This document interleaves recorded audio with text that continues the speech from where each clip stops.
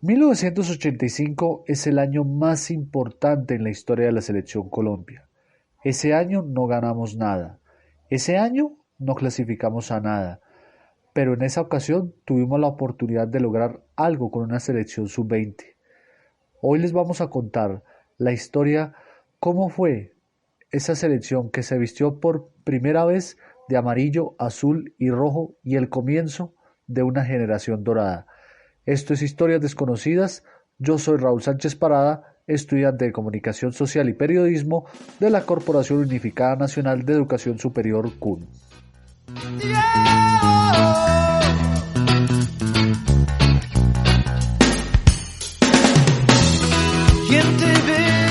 Tras el subtítulo de la Copa América de 1975, el equipo Zapote se había vuelto a ser una decepción, a pesar del talento de Willington Ortiz y de las atajadas de Pedro Zape y la nacionalización de todo tipo de notables futbolistas como Juan Ramón La Fiera Cáceres, Jorge Amado, Luis Jerónimo López y Hugo Horacio Londero. No se había clasificado a Argentina 78 y la actuación en la Copa del 79 había sido frustrante al perder el cupo a semifinales con Chile por diferencia de goles. Sin embargo, todo era optimismo de cara a las eliminatorias para el Mundial del 82. A fin de cuentas, el técnico era Carlos Salvador Vilardo y se asumía como una obligación que Colombia clasificara al Mundial, toda vez que iba a ser el anfitrión de la Copa Mundo de 1986.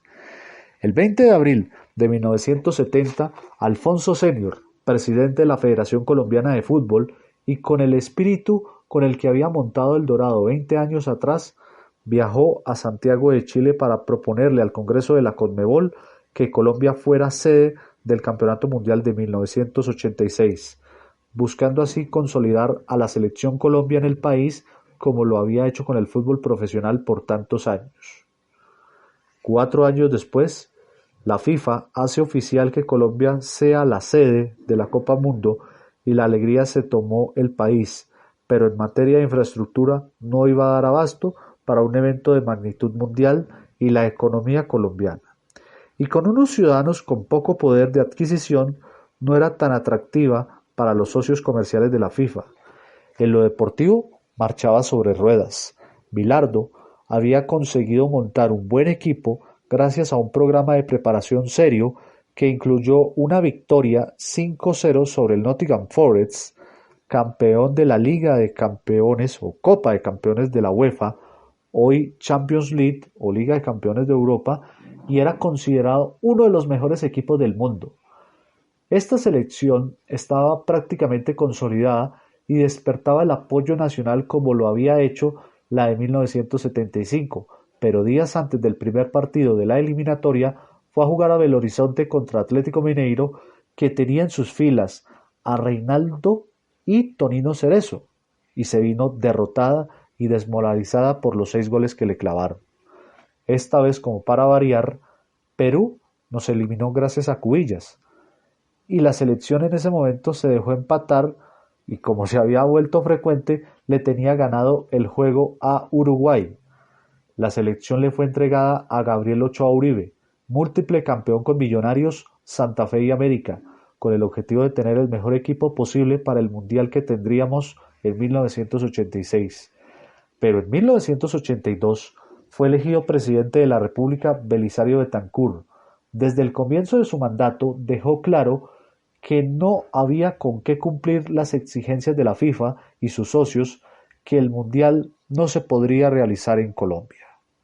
El Mundial de Fútbol de 1986 no se hará en Colombia, previa consulta democrática, como ya lo he hecho, sobre cuáles son nuestras necesidades reales. En este caso, no se cumplió la regla de oro, consistente en que el Mundial debería servir a Colombia, y no Colombia al servicio de la multinacional del Mundial. Aquí tenemos muchas otras cosas que hacer, y no hay ni siquiera tiempo para atender las extravagancias de la FIFA y de sus socios. Belisario era un presidente diferente en un momento importante de la historia del país, culto y amante del mundo intelectual y artístico de la Colombia de los 60 y 70. Tenía especial afecto por lo popular y tradicional dado por su raijambre paisa, de pura cepa, y entre esa afección especial que tenía por lo popular, había mantenido siempre una relación especial con el fútbol. En 1949, como diputado de la Asamblea Departamental de Antioquia, fue él quien propuso la construcción del Estadio Atanasio Girardot de Medellín, pues por esa época el fútbol profesional se jugaba en el hipódromo. Como presidente, le dijo a la FIFA que el país no estaba en condiciones de realizar el Mundial, pues no había dinero suficiente para responder por la infraestructura requerida. Esta acción, bastante impopular para un presidente latinoamericano, fue seguida de una intervención personal para que el técnico Gabriel Ochoa Uribe no renunciara a la selección, y por el apoyo gubernamental al establecimiento de una comisión que creara un vínculo nacional entre la selección y el pueblo colombiano. Sin embargo, la mayor apuesta de Belisario era lograr la paz con los grupos guerrilleros, y por eso 1983 fue el año oficialmente el año de la paz. Las negociaciones con las FARC, M-19 y ELN y demás letras del alfabeto insurgente empezaron y Colombia pudo ver por primera vez en televisión a personajes como Manuel Marulanda Vélez, alias Tiro Fijo, Raúl Reyes, Jacobo Arenas, ¿sí? Alfonso Cano, a la vez que muchos jóvenes encontraron que Carlos Pizarro era el comandante Papito del M-19. El presidente además introdujo a Colombia en el grupo de los no alineados y en el grupo de Contadora que junto al gobierno sandinista de Nicaragua buscaba la paz en El Salvador. El 84 parecía ser maravilloso. No solo se establecía por primera vez un estatuto de oposición, sino que el grupo musical y cómico argentino Lex Luthers se la pasaba visitando a Colombia desde 1982, y para todos ya era la risa de etiqueta. Al mismo tiempo, por primera vez en el país se presentaba un show travesti, con Valentino, ¿qué quiere decir? La gitana loca de Óscar Ochoa, que causó sensación y escándalo en Cúcuta, Armenia, Bogotá, Cartagena y Barranquilla. En las principales ciudades se empezaron a establecer nuevas zonas de rumba que serían llamadas con el tiempo zonas rosa, y Unicentro se convertía en la maravilla comercial de Bogotá y Colombia y epicentro de la vida social capitalina de los fines de semana.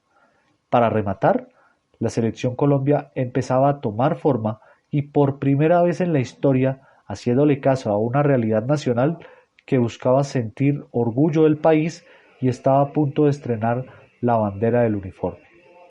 El 20 de mayo de 1973, la FIFA le entregó oficialmente la sede del Mundial de 1986 a México. El discurso oficial fue el que el presidente de Colombia había manifestado que no se podía cumplir las exigencias logísticas y de infraestructura planteadas por la máxima autoridad del fútbol mundial, pues era preferible realizar inversiones en salud y educación. Lo cierto es que sin sede del mundial, la obligación era clasificar y buscar dejar en alto el nombre del país. Se convirtió casi que en una cuestión de orgullo nacional y el técnico Gabriel Ochoa Uribe tenía un programa serio que buscaba consolidar una institución que, aunque querida por todos, no solía dar muchas satisfacciones. Paralelo al trabajo en la cancha, se estableció una comisión de personajes notables y conocedores del fútbol para que presentaran propuestas que fortalecieran a la selección Colombia y ayudaran a progresar el fútbol colombiano que por esa época vivía el segundo dorado, pero con cortesía de dineros ilegales. Hay un capítulo o 2 episodios de Historias Desconocidas sobre fútbol y narcotráfico donde les cuenta cómo nació esa época nefasta. Esta comisión de notables, conformada por Daniel Samper Pizano, Juan Sebastián Betancur, Alberto Casas y Carlos Cure, entre otros, realizó lo que sería el primer paso para la consolidación de la selección Colombia como referente nacional. Desde las primeras eliminatorias de 1985, el equipo no usaría más esa camiseta color salmón que nada reflejaba al país. Desde ese año, la selección se vestiría con los colores bandera, ¿sí? Amarillo en la camiseta, azul en la pantaloneta y rojo en las medias. la selección Colombia se volvía Colombia.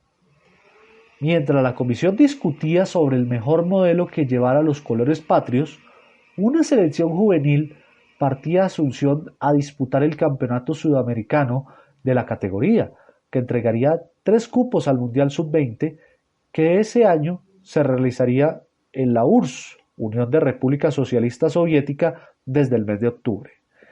El equipo se fue en silencio y sin mucho optimismo por parte de la prensa y de los aficionados, pues no había demostrado buenos resultados en su preparación. Luis Alfonso Marroquín, su joven entrenador, defendió su trabajo y dijo que hablará después del torneo y no antes. Para callar las dudas, contaba con René Higuita, JJ Treyes, Jairo Ampudia, Felipe Pérez, Carlos Álvarez y John Edison Castaño, en quienes había depositado la confianza que el técnico Ochoa había dejado en él. Colombia estaba en el grupo de Brasil y Argentina, lo que le restaba esperanzas al pueblo colombiano de clasificarse a las finales del torneo. Pero cuando éste empezó, en la segunda semana de enero de 1985, todos los que vieron a esos muchachos por televisión quedaron sorprendidos. La selección juvenil jugaba mejor que la de mayores, tenía más velocidad, jugaba con clase, con lujos, de categoría, era un equipo de ensueño. Higuita tapaba de todo. Treyes dejaba atrás a todos los defensas y Castaño convertía los goles más increíbles que se veían en Asunción. Este descrestante nivel se debía a una motivación especial que les daba Marroquín en estos momentos que el fútbol colombiano estaba lleno de extranjeros pagados con dineros ilegales. Y vuelvo y les digo, ahí están historias desconocidas, toda la historia del narcotráfico y su relación con el fútbol profesional. Este equipo, que maravilló no solo a los colombianos, sino al resto del continente, que distinguía al fútbol colombiano por el estilo defensivo y de pierna fuerte que había implantado Ochoa desde 1982, le ganó a Chile por 3-0, 2-1 a Bolivia y en un partido memorable había empatado 0-0 con Brasil para luego eliminar a Argentina con un empate 1-1. En el cuadrangular final, el fútbol que demostró el equipo fue el mejor en la victoria 4-1 sobre Uruguay y en la dramática derrota por 1-2 con Brasil.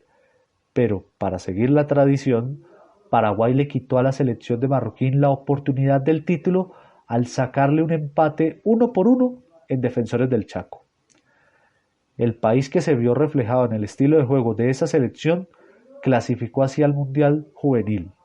Solo faltaba que el equipo que dirigía Ochoa, la selección de mayores, siguiera el ejemplo de los muchachos y clasificara al Mundial del año siguiente.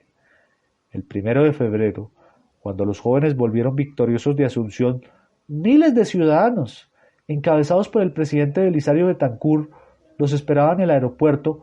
Al bajarse del avión y abrazar al presidente, René Higuita, un joven humilde de Medellín, dejó ver su emoción en unas cuantas lágrimas, que fueron contenidas por la mayoría de sus compañeros cuando en un emotivo discurso de Betancur les dijo, y cito, «Todo colombiano se siente expresado en ustedes.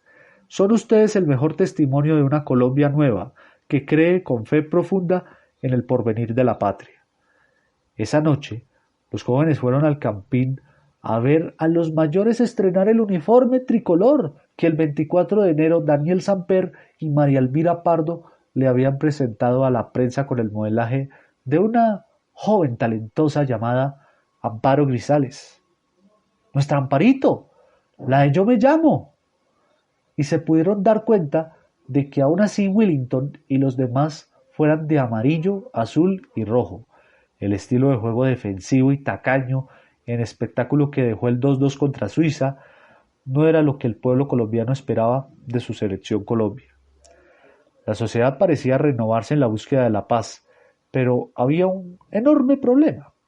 En el monte, la guerrilla y el ejército seguían dándose balazos por doquier y además el narcotráfico crecía sin detenerse y los capos formaban grupos paramilitares con el MAS, que interfería en el proceso de paz del gobierno y sumía al país en una violencia generalizada y con muchas cabezas.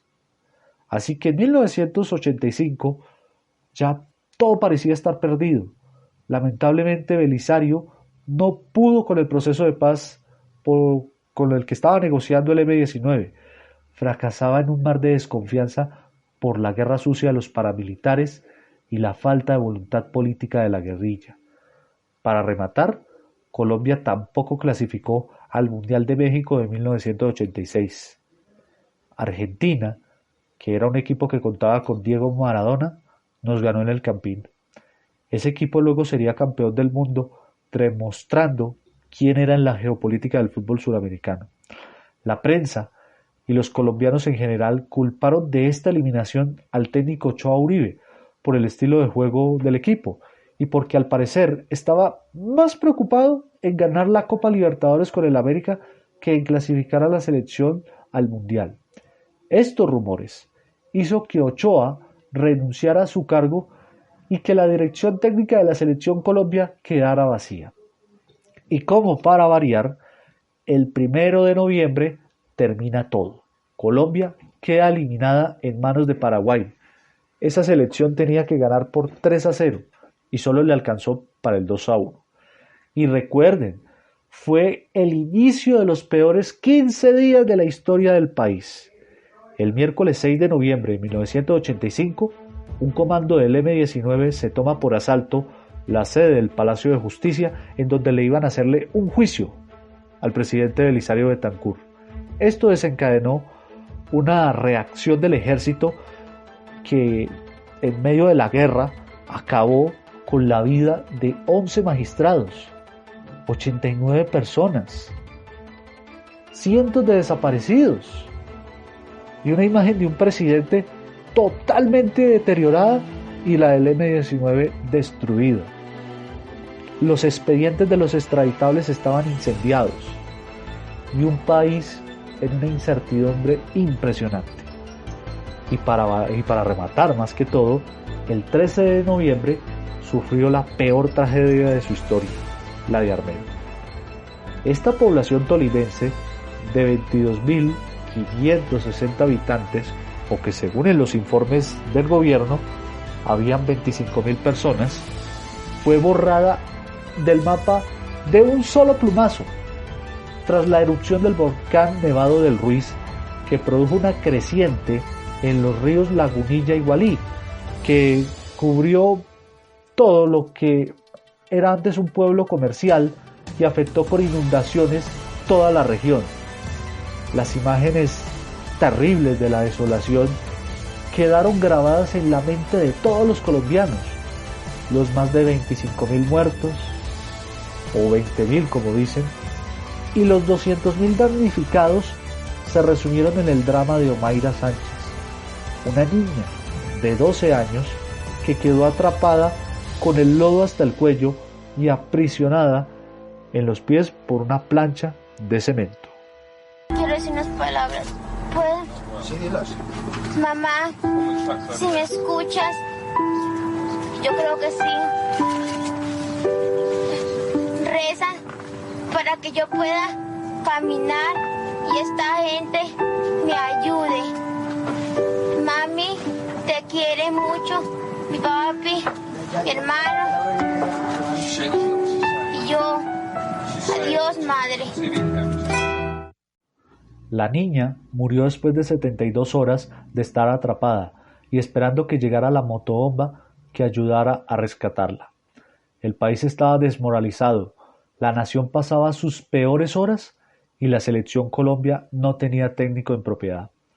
León Londoño Tamayo, presidente de la Federación Colombiana de Fútbol, aconsejado por varios directivos de Antioquia, decidió ofrecer el puesto que había dejado vacante Ochoa a Francisco Maturana.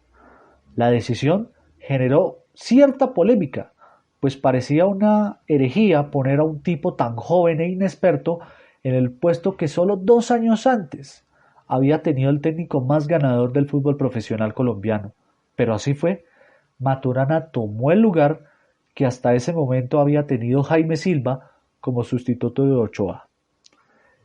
Este chocuano, que había sido un elegante defensa central del Nacional de Subeldía y de la Selección Colombia, en 1986 se había convertido en técnico del Once Caldas y lo llevó a una final con una nómina entre comillas barata de solo jugadores nacionales y ya había firmado un contrato para dirigir en 1987 a Atlético Nacional. En la práctica, era un novato para ser el técnico de la Selección Colombia, pero con su llegada cambiaría para siempre la historia de esta selección.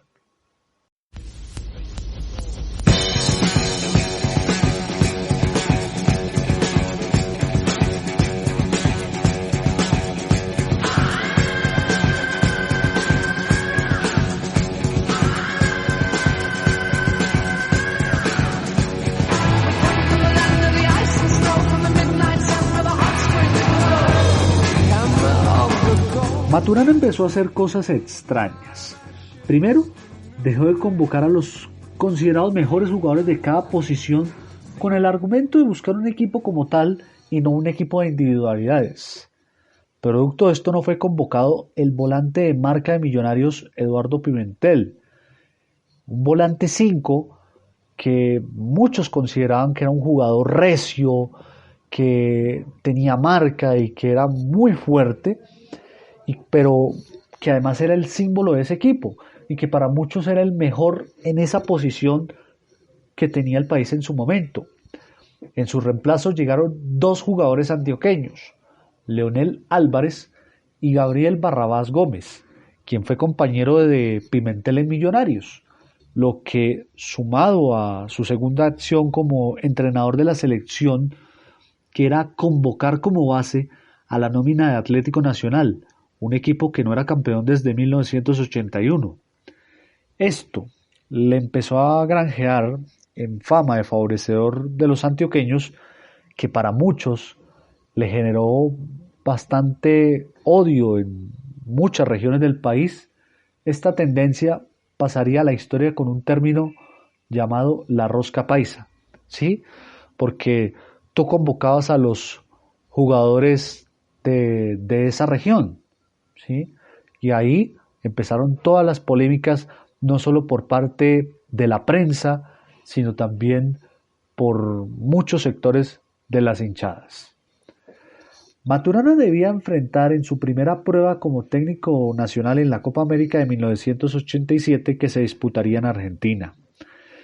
El equipo, pongámoslo en término táctico, tenía la defensa de Atlético Nacional, la creación del Cali con Reini y Valderrama y el ataque de Millonarios encabezado por Arnoldo Iguarán. En la banca era de la totalidad del cuadro Atlético Nacional, es decir, toda esa banca era del equipo antioqueño, es decir, tú ponías a tus jugadores de tu región, ¿sí? Si fracasaba en Argentina, los enemigos de la rosca paisa no demorarían en pedir la salida de Maturana.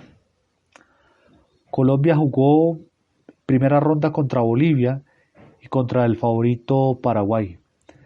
En el primer partido le ganó fácilmente 2-0 a los del altiplano y la imagen que se dejó fue positiva. Manda el centro, va a tirar Galeano, tira, se quedó con la pelota, Barreros, el centro de Ávila, tira, Valderrama, gol, gol de Colombia, Valderrama capitalizó ese remate bajo de Ávila, manera de centro y conquista el primer tanto, lo van encerrando entre Molina y Hoyos, ahí también va Álvarez, Porras que controla, Porras, Valderrama, atención con el pique de Iguarán para el sector izquierdo. Pasó bien al ataque Iguarán, sale Galarza, retrocede, lo va marcando Noro, tira, gol. Los colombianos vieron por primera vez un equipo de su total agrado, un juego de pases inteligentes y ofensivos que rompía la defensa contraria, una defensa sólida pero limpia y un ataque contundente. Sin embargo, el rival era demasiado liviano y muchos, aunque sintieron la empatía con el equipo, prefirieron esperar el partido con Paraguay para ver qué sucedía. El 5 de julio de 1987, la selección Colombia entró en el corazón de todos los colombianos. Ese día, en un juego que nunca se le había visto a un equipo colombiano, Paraguay fue derrotado y humillado por 3-0. Que trata de llevársela, ahora se la lleva Galeano, pase para Valderrama, tira Iguarán, ¡gol! ¡Gol de Colombia! ¡Gol de Colombia! Iguarán, 8 minutos, Colombia 1, Paraguay 0. Higuita. Palacio que rechaza, va a buscar Cañete, también Herrera. Despejó, cabezazo de Galeano, entra Iguarán, está habilitado, atención, puede venir el segundo, sigue Iguarán, tira, ¡gol! El imaginario colectivo se empezaron a gestar 3 nombres como ídolos.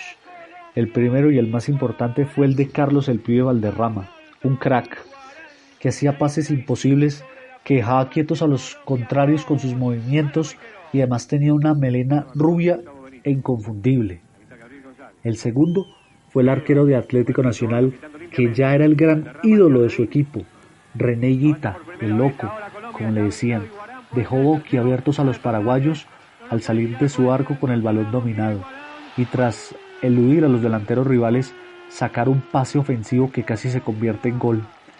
En Colombia todos habían quedado con el corazón en la mano por la angustia y en Argentina todos trataban de cerrar la boca por presenciar algo tan extraño y a la vez sorprendente. El tercer jugador que se quedó en las mentes de los colombianos fue Arnoldo Iguarán.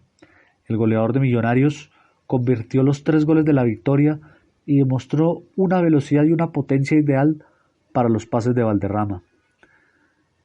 Con un equipo al que le llovían los elogios nacionales e internacionales, Colombia estaba por segunda vez en una semifinal de Copa América. Chile acabó el sueño al vencernos por 2-1. Pero poco importó. La selección se volvería la novia de todos los colombianos al vencer a Argentina. El entonces campeón del mundo, que contaba con el gran Maradona en el Estadio Monumental de Buenos Aires en la definición por el tercer lugar. El 11 de julio de 1987, todo parecía estar en contra de la tricolor. Iguarán no podía jugar por una fractura en una costilla durante el juego frente a los chilenos. Y las atestadas tribunas del Monumental exigían una goleada a Maradona y su corte para lavar su orgullo después de perder la semifinal frente a Uruguay. Lo curioso del asunto es que todo el planeta futbolero estaba pendiente del Diego y al que terminaron aplaudiendo fue al Pibe, que con 2 jugadas magistrales habilitó a Gabriel Jaime Barrabás Gómez y a Juan Jairo Galeano para terminar el primer tiempo con un 2-0 inesperado. La segunda parte fue una lección táctica de Colombia-Argentina. Por más variantes que hizo Carlos Salvador Vilardo, no pudo lograr que su equipo rompiera el orden colombiano. Maradona se vio maniatado. Argentina no pudo demostrar en ningún momento que era el campeón mundial. Y un solo gol de Claudio Canilla les dio la posibilidad a los locales de celebrar algo. La selección de Maturana volvió a Colombia, entre alabanzas por su juego y con el tercer lugar de la Copa, el goleador del torneo Iguarán y el mejor jugador del continente de ese año, el Pibe Valderrama. Este fue el punto de inicio para generar la relación de identidad total entre el colombiano y su selección. Por primera vez se tenía un estilo de juego propio y del cual se podía sentir orgullo. El sistema de ídolos, que se veía interrumpido tradicionalmente con cada convocatoria, estaba consolidándose tras la sombra del mejor jugador de América, el Pibe, y un séquito de jugadores que ejemplificaron valores y regionalismos: el veloz Iguarán, el valiente Leonel Álvarez, el caballeroso Andrés Escobar, el potente Luis Carlos Perea y el arriesgado y loco Higuita. El simbolismo no estaba solo en el tricolor que vestían los jugadores de la selección, sino en la representación nacional, y cada región y un grupo social sentían que estaba aportando y que se veía reflejado en un discurso impuesto por Maradona de crear y mantener una identidad y un estilo. Y este estilo no era solo futbolístico, sino también estético, pues las melenas de Higuita, Leonel, Gildardo Gómez, Escobar, Eduardo Niño, Barrabás Gómez y sobre todo la del Pibe le dieron un estilo propio e inconfundible al equipo. Además, por primera vez en mucho tiempo, los niños de una generación, al jugar a sus partidos en la cancha del barrio, no se podía ser Maradona, Pelé, Gotardi, Falcioni, Cabañas o Gareca, sino que jugaban a ser un colombiano, Iguarán, el pibe Valderrama o incluso el de René Higuita. Pero sobre todo pesó algo que siempre le importó a los colombianos, la imagen del país. La selección de Maturana en la Copa América del 87 surgió en momentos en que Colombia pasaba por uno de los momentos más oscuros de la historia. Todos los colombianos se sentían acusados de narcotráfico en el exterior, y las masacres y magnicidios opacaban las buenas actuaciones de los ciclistas en Europa y los títulos mundiales en boxeo de Miguel Happy Lora y Fidel Baza. Y si bien el fútbol nunca se había ganado nada, ahora el deporte más popular del país tenía una carta de presentación para el mundo que creía, o al menos así pensaba, todos los colombianos creían que este era el país del diablo. Los colombianos se encontraron en esta década de los 80s que los triunfos de nuestros deportistas eran los triunfos del país y que era la única forma de sentir que tenían una imagen positiva ante el mundo. Había nacido una nueva era de la mejor selección Colombia de la historia que nadie se imaginaba aún lo que este país, capaz de autodestruirse, le iba a hacer, llenar de alegría a los colombianos. Soy Raúl Sánchez Parada. Esto fue Historias Desconocidas. Mis amigos.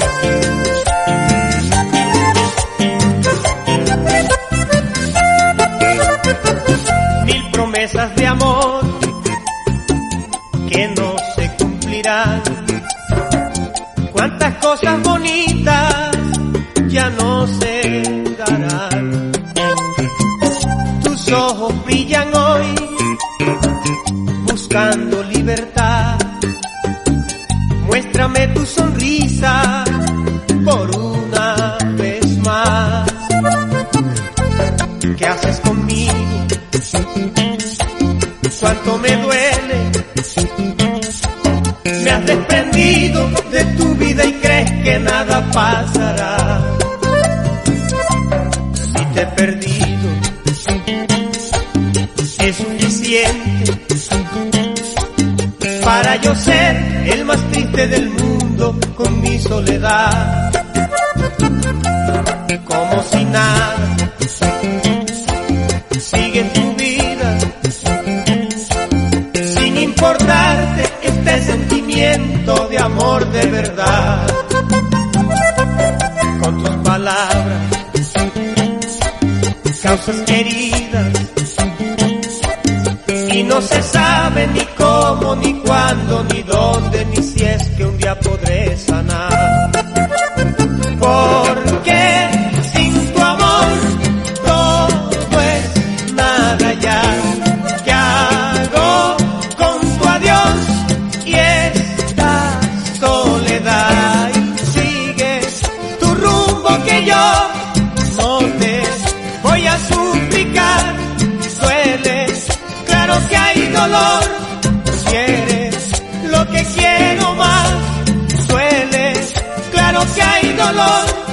Quieres lo que quiero más. Nilson Martínez y Carlos Macené. ¡Ay, hombre!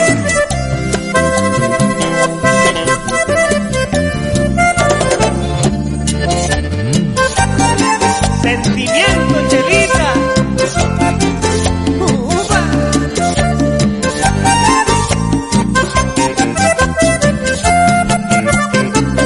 Nadie te va a negar que me hiciste feliz, que cuánto me quisiste, eso no lo sé.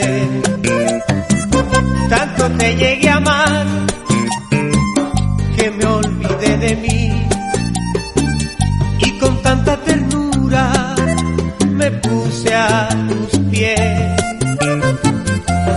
Pero te marchas, no hay quien te ataje. Eso sí puedes estar bien segura que no intentaré. El que se va sin que lo echen